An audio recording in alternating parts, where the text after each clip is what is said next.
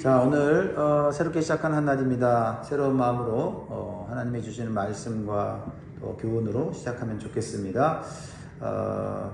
오늘 특별히 우리가 기도할 것은 또 눈 폭풍이 온다고 하는데 같이 기도해서 안전하고 또 하나님께 예배 잘 드릴 수 있도록 우리 기도해 주시면 감사하겠습니다. 마태복음 5장 38절에서 48절의 말씀으로 하나님 말씀 나눌 때 하나님의 교훈이 담긴 기도 제목 같이 한번 나누겠습니다. 따라하십니다. 복수하려는 마음을 사랑하려는 마음으로 바꿔주시고 하나님의 성품을 온전히 드러내게 하소서. 네. 사랑하는 성도 여러분, 우리는 일상에서 억울한 일을 당하면 거의 반사적으로 이런 말들이 나오게 됩니다. 당한 만큼은 갚아줘야지. 그 정도는 벌을 받아야 공평한 것 아니야? 자기도 똑같이 당해봐야 내 마음을 알지. 이런 말들이 우리에게는 너무나 익숙하고 현실적입니다. 솔직히 말해서 우리 마음에 참 잘 맞습니다. 왜냐하면 우리 인간의 본능은 기본적으로 공평을 원하기 때문에 그렇습니다. 그런데 여러분, 우리가 그토록 주장하는 그 공평이 사실은 정의가 아니라 보복일 때가 있다는 거죠. 은근한 보복을 하면서 그것을 공평이라 정의라고 말할 때가 있지요. 사실은 내 마음의 분노를 합리화하는 그런 도구로 쓰일 때가 많습니다. 혹시 여러분도 이런 경험이 있으십니까? 누군가 무심코 던진 한마디에 상처를 입었는데 그 말이 마음속에 계속 맴돌아서 하루 종일, 아니 며칠 동안 마음의 문을 꽉 걸어 잠그고 있었던 경험, 이런 경험 누구나 한 번쯤은 있었을 겁니다. 사랑하는 성도 여러분, 예수님은 오늘 말씀을 통해서 우리가 단순히 참고 착하게 살아라 이렇게 말씀하시는 것이 아닙니다. 예수님께서는 오늘 본문을 통해서 그러한 억울한 상황, 상처받은 상황, 손해보는 상황 속에서 하나님 나라의 시민은 어떻게 반응해야 하는가를 보여주고 계시다라는 겁니다. 본능적으로 우리가 대하는 방식이 아닌 하나님의 나라의 방식으로 반응하는 법을 오늘 말씀하시면서 우리를 보복의 세계에서 끄집어내서 복음의 세계로 옮겨 놓으십니다. 오늘 이 말씀을 읽으면서 우리는 스스로 좀 물어보면 좋겠어요. 나는 여전히 바리새인의 방식으로 계산하며 살고 있는가? 아니면 천국의 시민답게 은혜로 살고 있는가? 한번 질문해 보면 좋겠어요. 전보 주신 교훈은요, 천국 시민은 보복의 법보다 은혜의 법을 따릅니다 라는 것입니다. 두 가지 법이 있어요. 율법에 나오는 보복의 법이 있고 복음에 나오는 은혜의 법이 있는데 무엇을 따를 것인가는 우리가 결정해야 한다는 거죠. 자, 율법에 뭐라고 말합니까? 오늘 마태복음 5장 38절 율법에 대한 내용이 나오죠. 복수에 대한 거죠. 또 눈은 눈으로 이는 이로 갚으라 하였다는 것을 너희가 들었으나, 이 말씀은 예수님께서 구약 율법에서 인용하신 말씀이에요. 출애굽기, 레위기, 신명기 나오는 말씀인데요. 흔히 사람들은 이 구절을 하나님이 복수를 허락하신 증거로 오해하곤 합니다. 그러나 이 법의 원래 목적은 정반대였어요. 원래 고대 사회는요, 지금처럼 법 체계가 촘촘하게 잘 되어 있지 않습니다. 그래서 억울한 일을 당하면 이 나라에서 책임을 제대로 주어지지 않습니까? 가문과 가족이 나서서 해결을 해야 되기 때문에 이 복수가 쉽게 일어날 수밖에 없었다라는 거죠. 예를 들어서 누군가 내 일을 하나 부러뜨리면 분노한 우리 가족이 가서 상대방의 일을 10개를 부러뜨리는 거죠. 그러면 상대 집안은 가만히 있겠습니까? 분노하여서 가족들이 다 몰려와갖고 이가 아니라 온몸을 그냥 상하게 만드는 거죠. 심지어는 그래서 생명까지 잃어버리는 큰 싸움으로 번지게 됩니다. 그러니까 복수는, 이렇게 개인적 복수는 눈덩이처럼 커지게 마련입니다. 하나님은 이 무서운 복수의 악순환을 끊기 위해서 한계를 정해 주신 것이지요. 보복하려면 딱 그만큼만 해라. 복수가 복수를 낳지 않도록 통제하라. 그러니까 율법은 보복을 부추기는 법이 아니고 생명을 살리고 공동체를 지키기 위해서 보복을 억제하는 법이다라는 거예요. 눈은 눈으로, 이는 이로, 이거 잘못 해석하면 안 됩니다. 그런데 예수님 시대에 와서 이 바리새인들이 이 율법의 정신을 변질시켰어요. 바리새인들은 이 말씀을 법정의 원칙이 아니라 개인적인 복수의 어떤 허락처럼 면허증처럼 사용했어요. 자, 성경에 써 있잖아. 나도 똑같이 갚아줄 권리가 있어 라고 하면서 복수를 했다는 거죠. 이것이 바로 바리새인의 의다. 겉으로는 성경을 붙잡은 것 같지만 속으로는 자기 분노를 성경으로 포장하여서 사용한 것입니다. 이에 예수님은 이 율법을 어떻게 은혜로 실천할 것인가 구체적으로 제시해 주시는데 그게 39절부터 나와요. 은혜의 법을 어떻게 적용할 것인가. 같이 읽습니다. 시작. 나는 너희에게 이르노니 악한 자를 대적하지 말라. 누구든지 내 오른편 뺨을 치거든 왼편도 돌려두며. 많이 들어보셨을 거예요. 그렇죠? 네, 우리가 또 사용하기도 하고. 이 말씀의 문자 그대로 사용하면 그저 바보처럼 계속 맞고 서 있으라는 말과 같이 들립니다. 그러나 당시 문화를 알면 그 깊은 의미가 보여요. 당시 사람들은 대부분 오른손을 사용했습니다. 오른손을 사용하기 때문에 뺨을 때리면 어느 쪽을 때리게 되죠? 왼쪽을 때리게 돼 있어요.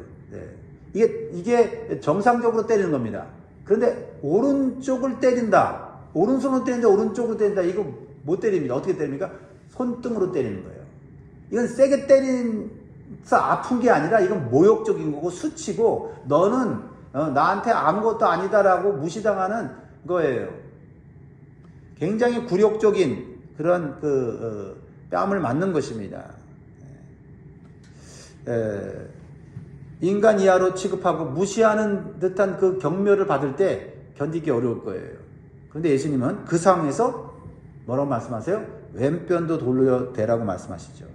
무엇을 의미합니까? 이 굴욕적으로 때리는 거에 굴복하지 않고 왼편을 때리라고 하는 거는 이 굴욕을 수동적으로 받아들이는 것이 아니라 오히려 이렇게 적극적으로 대응하는 거예요. 너 나 지금 모욕하고 있지? 하지만 나는 너와 똑같은 방식으로 반응하지 않겠다. 나는 네 미움에 휘둘리지 않는 하나님의 자녀다. 라는 식으로 반응을 한다 이 말이에요. 그래서 왼편을 돌려낸다고 하는 것은 그런 의미를 갖고 있는 것입니다. 자, 또 40절을 보세요. 너를 고발하여 속옷을 가지고자 하는 자에게 겉옷까지도 가지게 하며.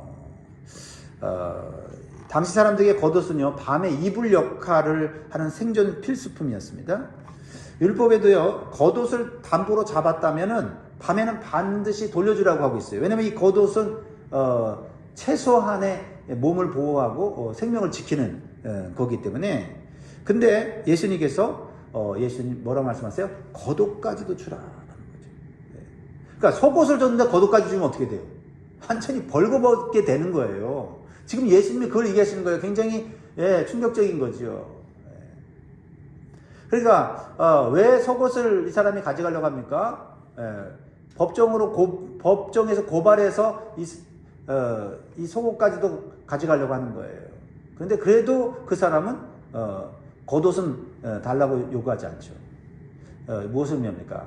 법정에서 무조건 어떻게든 이기려고 하지 말고 이기려고 하는 태도가 아니라 이것은 복음적으로 승리하는 모습을 보여줘라 라고 하는 영적인 의미를 갖고 있는 거예요. 이 말씀 우리를 약하게 만들려고 하는 것이 아니라 부끄럽게 만들려고 하는 것이 아니라 은혜로 이길 수 있는 믿음을 가져라 라는 것을 가르쳐주고 계신 줄 믿습니다. 여러분은 요즘 무엇을 지키느라 마음이 무겁습니까? 내 말이 옳다는 주장, 내가 무시당하지 않으려는 안간힘, 손해보지 않으려는 계산, 혹시 그것을 지키려는 것 때문에 여러분의 영혼이 지금 흔들리지는 않습니까? 천국 시민은 내 권리가 아니라 하나님의 은혜로 사는 사람임을 잊지 마시기를 주의 이름으로 축복합니다. 두 번째로 주시는 말씀은 천국 시민은 억압에 분노하지 않고 사랑으로 응답한다라는 겁니다. 억압에 분노하지 않고 사랑으로 응답한다. 자, 그게 41절, 42절의 말씀과 관련되어 있어요. 또 누구든지 너로 억지로 오리를 가게 하거든 그 사람과 심리를 동행하고 내게 구하는 자에게 주며 내게 굽고자 하는 자에게 거절하지 말라. 자, 이 말씀의 배경을 보면요. 우리가 뭐 이렇게 뭐 좀 넉넉한 마음을 가져라 뭐 이런 식으로 오리를 가려고 하면 뭐 심리를 가라 뭐 이렇게 얘기하는데 그 배경을 보면 우리가 이 말씀이 좀 더 깊은 의미를 갖고 있다는 걸 알 수 있어요. 당시 이스라엘은 로마의 식민지였죠. 로마 군인은요, 유대인들에게, 식민지 사람인 유대인들에게 강제로 짐을 들게 할 법적 권리가 있었어요. 그래서 아무나 길 가다가도 이 사람을 일을 시킬 수가 있었다는 거죠. 짐을 지고 가게 할 수 있었어요. 1마일 정도는 그렇게 무조건 명령하면 따라야 되는 게 이게 식민지 사람들의 굴욕이었다는 거죠. 억압받는 그런 거예요. 오리가 그거예요. 오리가 그냥 뭐 누가 부탁해서 가는 그 오리가 아니라 이것은 너는 식민지 사람이야. 너는 이 짐 내가 들 수 있는데도 일부러 시켜서 오리까지 가게 하는 거라는 거죠. 너희들은 지배받는 민족이고 노예에 불과하다라고 상기시켜 주는 거예요. 그러니까 로마 군인의 짐을 지는 것이 문제가 아니라 이 마음이 꺾이는 순간이란 말이에요. 마음이 꺾이는 순간. 그런데 예수님은 뜻밖에도 오리가 아니라 심리를 가지라고 얘기하는 거죠. 처음에 이 말을 들은 유대인들은 어떻게 생각하겠어요? 주님 이거 너무한 거 아닙니까? 이거 굴종 아닙니까? 이거 바보 아닙니까? 항변했을 거예요. 하지만 예수님의 핵심은 굴복이 아니라 악의 구조를 끊으려고 하는 것이었습니다. 자, 억압받으면 뭐가 생기죠? 분노가 생기죠. 분노가 생기면 보복하고자 하는 마음이 들죠. 그러다 보면 더 큰 폭력으로 나타나는 거죠. 예수님은 그 마음속에 일어나는 이 분노의 사슬을 끊으려고 하시는 거예요. 너는 그 분노의 사슬에 매이지 말라. 너는 하나님의 아들과 딸이다 라고 하는 것을 가르쳐 주는 거예요. 그러니까 천국 시민은 상황의 노예가 아니에요. 비록 억지로 끌려가는 오리는 억압의 길이지만은 스스로 결정해서 걷는 심리는 하나님 나라의 자유를 선택하는 것이다. 그러니까 억압받고 그리고 분노하고 언젠가 내가 복수할 거야 하는 그 마음으로 사는 게 아니라 나를 억압해? 그럼 네가 정해놓은 오리? 나 그것을 뛰어넘어 난 심리를 내가 들어줄게 라고 로마 군인에게 은혜를 베푸는 거야. 자, 오늘 우리의 일상에서 억지로 오리를 가야 하는 상황은 무엇입니까? 부당한 상사, 무례한 고객, 나를 이해해주지 않는 가족, 혹은 나의 호의를 너무나 당연하게 여기는 사람들이 있을 것입니다. 우리는 그 상황에서 무너지는 이유는 일이 힘들어서가 아니라 마음이 상해서입니다. 왜 나만 이래야지 하는 생각이 쌓이면 신앙은 냉랭해지고 마음은 다치게 되는 겁니다. 그래서 우리는 이런 상황 속에서 본능적으로 반응하는 것이 옳지 않다는 걸 알면서도 그 외에는 방법이 없으니 왜 그 사람이 무시하고 나를 함부로 대한 것에 대해서 반응할 수 있는 다른 방식이 없기 때문에 우리는 세상적인 방식으로 대하는 거죠. 그런데 예수님은 그것을 끊어버리고 천국 시민의 방식으로 반응하도록 오늘 말씀하시는 거예요. 그래서 우리는 기도해야 되죠. 하나님 내 본능적인 방식으로 대하는 것이 아니라 주님이 말씀하신 대로 실천하게 해주십시오. 주님 이 억울한 상황을 통해 내 안에 분노가 아니라 주님의 성품이 드러나게 하옵소서. 부드러운 말투를 지키고 원망을 멈추며 한 번 더 섬기는 구체적인 실천을 할 수 있게 도와주십시오. 그렇습니다. 억울함 속에서도 믿음을 잃지 않는 것이 진짜 능력인 줄 믿습니다. 세 번째로는 천국 시민은 원수를 미워하지 않고 축복합니다. 왜냐하면 천국에는 원수가 없어요. 원수가 있다면 그것은 지옥이죠. 그래서 원수가 없는 삶을 사는 것을 훈련하는 거예요. 그래서 예수님은요 이제 좀 더 깊은 천국 시민의 영적 원리를 말씀하세요. 43절 44절 같이 있습니다. 시작. 또 내 이웃을 사랑하고 내 원수를 미워하라 하였다는 것을 너희가 들었으나 나는 너희에게 이르노니 너희 원수를 사랑하며 너희를 박해하는 자를 위하여 기도하라. 이걸 훈련하는 거죠. 근데요 율법 어디에도요 원수를 미워하라는 말은 없어요. 그런데 예수님이 너희가 원수를 미워하라는 말을 들었다고 이렇게 얘기를 하는 거죠. 그러니까 이게 성경에 나온 게 아니고 바리새인들이 하나님 말씀을 오역해서 만들어 놓은 거예요. 자기들 본능적으로 행할 수밖에 없는 그 한계를 살짝 말씀으로 이렇게 연결지어 갖고 말이죠. 만들어 놓은 거예요. 왜 사람들이 그런 말을 들었을까요? 당시 유대사에서는요, 유대인과 이방인들이 나눠져 있었죠. 그래서 유대인은 하나님의 선택된 백성, 유대인들은 더럽고 그리고 지옥 갈 사람들 하면서 유대인들은 강한 선한 선민 의식이 있었습니다. 그렇습니다. 그래서 오늘날도 사실은 그러한 그 말들이 우리에게는 하나의 사실처럼 진리처럼 들려지죠. 의인은 사랑하고 악인은 미워하는 것이 당연하다. 상식적으로 맞는 말이죠. 근데 그 미움이, 악인을 미워한다고 하는 그 미움이 우리가 하나님의 나라의 시민으로 살아가는데 방해가 될 때가 있다라는 거죠. 그래서 말은 그럴듯하게 하지만 우리 안에 있는 미움을 해결하지 못하니까 하나님 말씀으로 포장해버리는 어떤 상황을 합리화해버리는 일이 생깁니다. 그래서 예수님은 우리 안에 있는 그런 위선적인 껍데기를 벗어보기를 원하세요. 그래서 원수를 사랑하라는 것이죠. 원수가 잘했다는 게 아닙니다. 원수를 사랑하라는 것은 우리 안에 미움을 제거하고 사랑을 집어넣기 위한 주님의 말씀이다라는 거죠. 감정이 문제가 아닙니다. 갑자기 좋아져라 라는 것이 아닙니다. 사랑하기로 의지적으로 선택해라. 왜? 내 안에 미움이 있는 한 결코 내 안에 천국이 이루어질 수 없기 때문에 그렇다는 거죠. 근데 이 선택은 내 힘으로 되는 것이 아니라 복음을 경험한 자만이 맺을 수 있는 열매죠. 그러니까 예수님이 말씀하시는 거예요. 복음을 주시고, 그렇죠? 은혜를 주시는 예수님이 말씀하면서 너희의 힘과 노력으로는 안 되지만 천국의 시민으로서 사는 삶은 이런 것이다 가르쳐주면서 율법의 복수가 아니라 복음의 사랑을 붙잡으라고 말씀하는 거죠.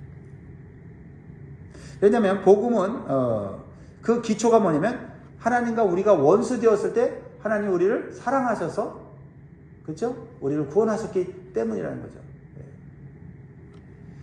우리가 이미 그러한 조건 없는 사랑을 받았기 때문에 우리 안에 그 사랑이 있는데 그 사랑을 사용하라는 거죠. 예수님께서 십자가 하신 말씀을 우리는 기억합니다. 아버지, 저들의 죄를 용서하여 주옵소서. 사실 그럴 때 예수님을 못 박던 자들이 사랑받을 자격이 있는 사람들이었습니까? 아니죠. 복수의 법으로 따지면 진짜 예수님처럼 십자가에 못 박아도 할 말이 없는 사람이죠. 근데 예수님은 그때도 사랑하셨어요. 그것이 은혜의 복음입니다.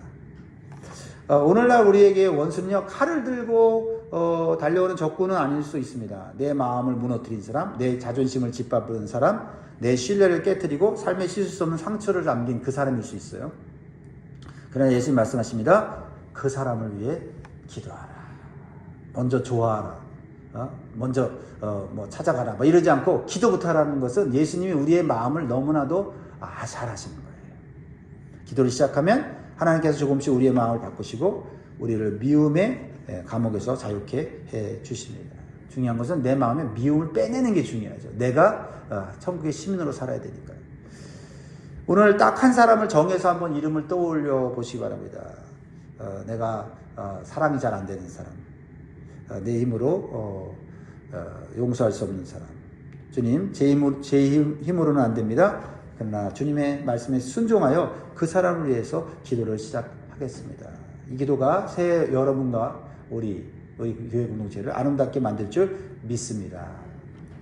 마지막 네 번째로 천국 시민은 하나님의 성품을 닮아 살아갑니다 라고 결론을 내리고 있어요. 마지막으로 예수님 우리 앞에 하나님의 넓고 크신 성품을 펼쳐 보이시죠? 자, 45절 같이 읽습니다. 하나님의 마음입니다.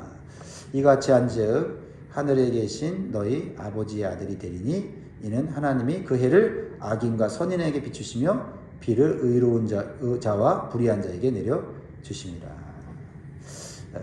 하나님은 악인과 선인을 우리보다 훨씬 더 분명하게 판단할 수 있어요. 근데 악인과 선인이라 해도 줄 건 준다. 베풀 건 베푼다. 우리는 그렇지 않습니까? 그렇게 하지 않지 않습니까? 하나님은 내 편에게만 햇살을 비치고 나를 좋아하는 사람에게만 비를 내리시는 좁은 마음을 가진 분이 아니세요. 하나님은 은혜를 가리지 않고 넓게 흘려보내는 거죠. 이것이 하나님의 위대한 사랑입니다. 하나님은 세상이 악으로 인해 완전히 망가지지 않도록 불의한 자에게도 숨쉴 공간을 주시고 따뜻한 햇살을 주십니다. 이는 죄를 가볍게 여기시는 것이 아니라 하나님의 자비와 인내가 그만큼 크다는 거예요. 만약에 하나님의 은혜가 지금 이 세상에 없다면 지금보다 훨씬 더 죄가 관영하고 훨씬 더 위험한 세상이 될 텐데, 그래도 이 악한 자들에게 하나님이 은혜를 베풀고 계시니까 그들이 악한 짓을 자제하는 거예요. 어떻게 보면. 그래서 46절, 47절, 48절에 보면 결론을 내리죠. 너희가 너희를 사랑하는 자를 사랑하면 무슨 상이 있으리요. 세리도 이같이 아니하느냐. 또 너희가 너희 형제에게만 무난하면 남보다 더하는 것이 무엇이냐. 이방인들도 이같이 아니하느냐. 그러므로 하늘에 계신 너희 아버지의 온전하심과 같이 너희도 온전하라. 그러니까 우리의 목표는 내가 얼마나 저 사람보다 의로우냐 안 의로우냐 그런 비교가 아니에요. 하나님과 같이 온전하게 되는 성품을 갖는 것을 목표를 가지면 우리는 항상 겸손할 수밖에 없어요.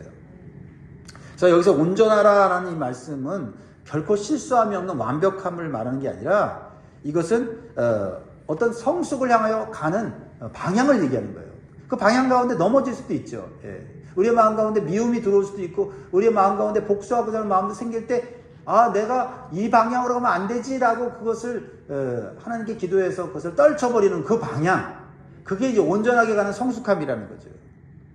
그런데 그렇지 않고 내가 사랑할 사람, 사랑하지 않는 사람을 딱 정해놓고, 사랑할 사람은 엄청나게 잘해주면서 사랑하지 않는 사람들은 어떻게든 보이지 않게 그 사람들을 보복하려고 하는 그런 태도. 그러면서 내가 하나님 말씀을 지키고 있다 착각을 할 때가 있다라는 것입니다. 우리는 부족하더라도 하나님의 온전하심을 따라가는 방향으로 가야 될 줄 믿습니다. 사랑하는 여러분, 말씀드리겠습니다. 오늘 말씀은 결국 우리를 십자가 앞으로 데려가시는 거예요. 십자가 앞으로. 우리는 철저히 보복의 사람이고 계산의 사람으로 살아왔습니다. 내가 받은 만큼 아니 그 이상으로 갚아줘야 직성이 풀리는 존재입니다. 우리가 예수님을 믿고도 이러한 우리의 마음에 이 쓴뿌리, 얽매인 것들이 있다면 오늘 성령님께 내려놓고, 하나님 올해는 우리의 마음이 하나님의 마음을 닮아가고 예수 그리스도의 그 십자가의 은혜소로 들어갈 수 있도록, 그래서 조금이라도 변화될 수 있는 한 해가 되어서 율법의 보복을 내려놓고 복음의 사랑으로서 세상을 이기고 또 영혼을 구원하는 그런 축복을 누릴 수 있게 해달라고 기도하면 좋겠습니다. 기도하겠습니다.